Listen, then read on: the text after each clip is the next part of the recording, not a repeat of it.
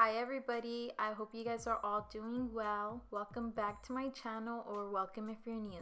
So let's get started.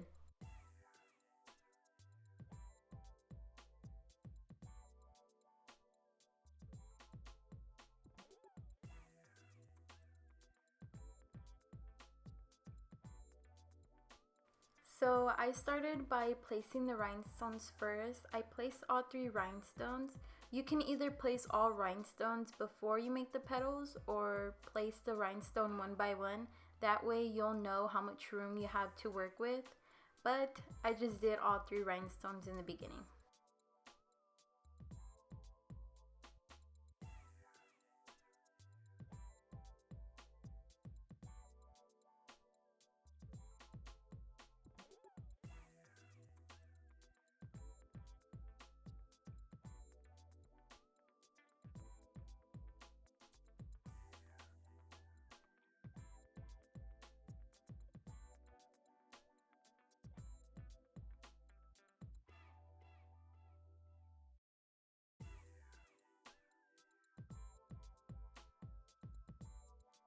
So I start by dipping my brush into the monomer, then I tap it on the side of the damping dish twice, and then I proceed to go into the acrylic and I tap my brush in there 3 times.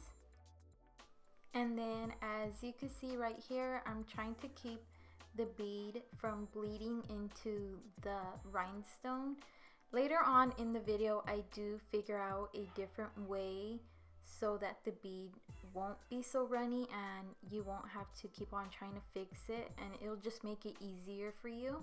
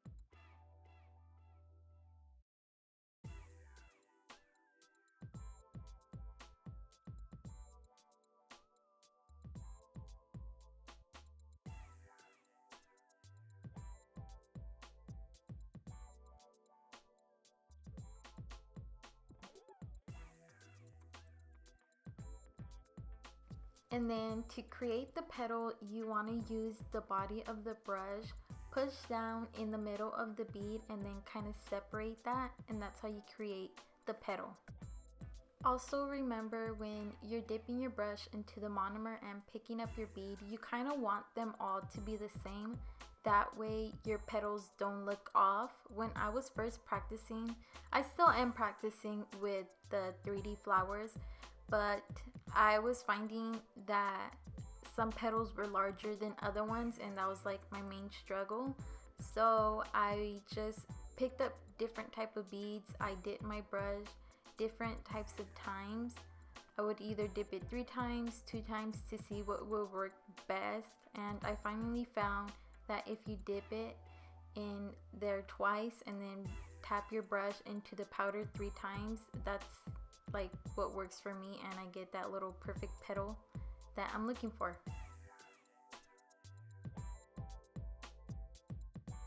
So as you can see, for this bead, it wasn't running into the rhinestone. That was because I did drain out my bead beforehand, and I just found that if you drain out your bead before placing it onto the nail, it's gonna help you a lot. It's not gonna run away from you. So I would suggest draining out your bead a bit before placing it onto the nail, so it'll be easier for you. However, if you do drain out your bead too much, it will be dry and it will not stick onto the nail. So just drain it out a bit, not too much.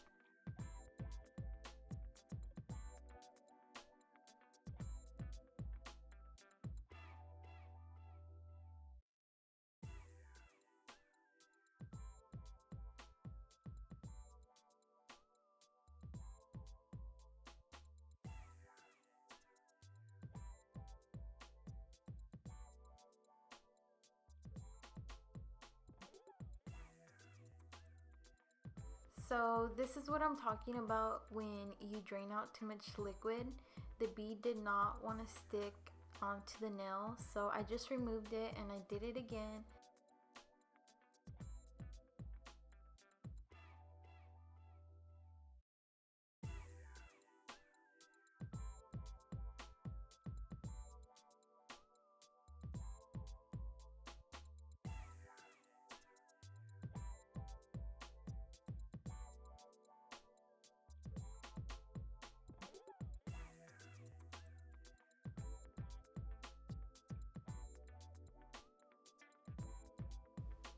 So for the last bead, I did forget to drain it out, and you could see me trying to remove the acrylic off the rhinestone. So in conclusion, I think it's just best if you drain out your bead before placing it down.